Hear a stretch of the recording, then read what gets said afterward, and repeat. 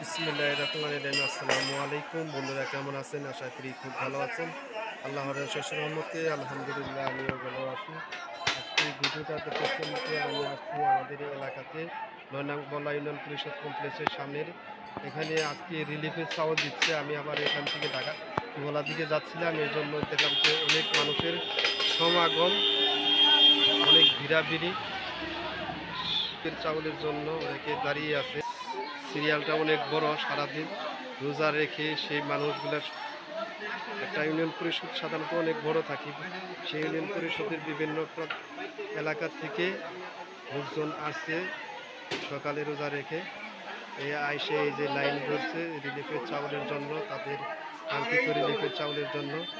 কিন্তু অনেক রোদ্রের মধ্যে এরা সিরিয়াল ধরে বসে আছে, কিন্তু চাইলে তো আর পাওয়া যায় না, একটু অপেক্ষা করতে হয়। এই জন্য অপেক্ষমান করতেছে।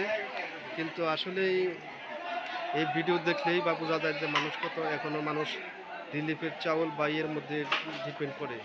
তা আসলেই উচিত অনেক যারা নিরীহ বা অসহায় বা দরিদ্র মানুষ আছে তাদেরকে এরকম করে সরকারের পাশাপাশি সাধারণ যারা সমাজে ধনী বা বিত্তমান আছে তাদেরও উচিত এরকম সাহায্য সহযোগিতা করা। তাহলে এর ধরনের এই ভিড়াভিড়ি বা কিছুটা একটু লাগু কমবে। সবাই যারা আমাদের সমাজে যারা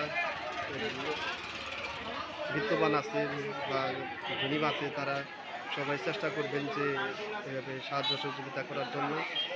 তো আর ওই ভিডিওটা যদি আপনাদের ভালো লাগে অবশ্যই কাইন্ডলি একটু আমার চ্যানেলটা শেয়ার করে দেবেন এবং লাইক দেবেন ভিডিওটা, এবং অবশ্যই চ্যানেলটা কাইন্ডলি একটু সাবস্ক্রাইব করে দেবেন যেন নেক্সটে এরকম ভিডিও আপনারা পান। তো এই যে অনেকে যে চাউলটি নিয়ে যাচ্ছে, রিলিফের চাউলটি নিয়ে যাচ্ছে, অনেকে যাইতেছে যে রিলিফের চাউল নিয়ে যাচ্ছে, যে রিলিফের চাউল নিয়ে যাচ্ছে অনেকে।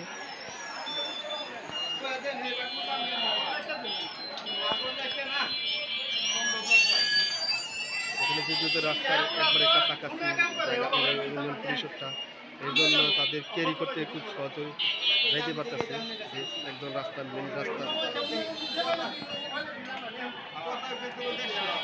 আল্লাহ হাফেজ, ভালো থাকেন সবাই। আসসালামু আলাইকুম।